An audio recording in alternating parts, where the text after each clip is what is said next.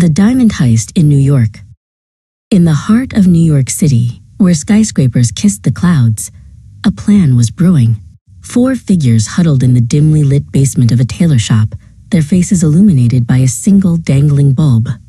Their leader, a man they called Sterling, pointed a gloved finger at a blueprint spread across a dusty table. "Tonight," he whispered, his voice a low rumble, "we rewrite our destinies." The target was the Diamond Palace, a fortress of glass and steel on Fifth Avenue.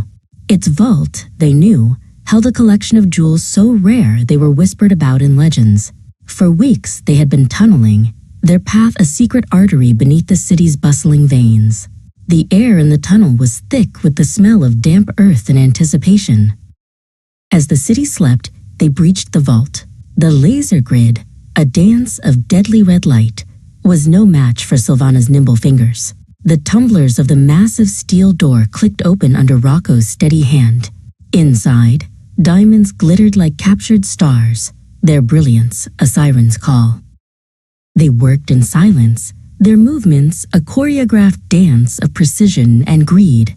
Sterling, ever the perfectionist, oversaw the operation, his eyes scanning every detail.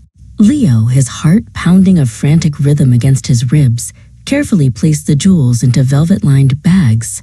In his haste, a small, plastic card slipped from his pocket, unnoticed. The next morning, the city awoke to the news of the heist.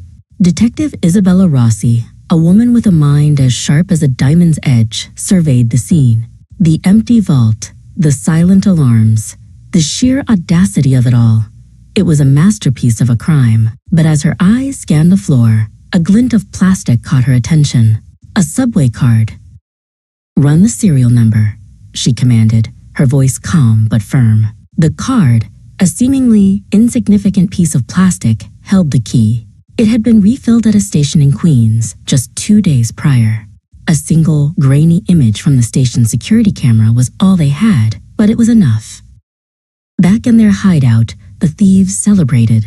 The diamonds, spread across the table, shimmered under the dim light. But a seed of unease had been planted in Leo's mind. He patted his pockets, a growing sense of dread washing over him. The subway card, it was gone. "It's nothing," Leo stammered, trying to dismiss his growing fear. But Sterling, his eyes narrowing, knew better. "You fool," he hissed, his voice a venomous whisper. "You've led them right to our door."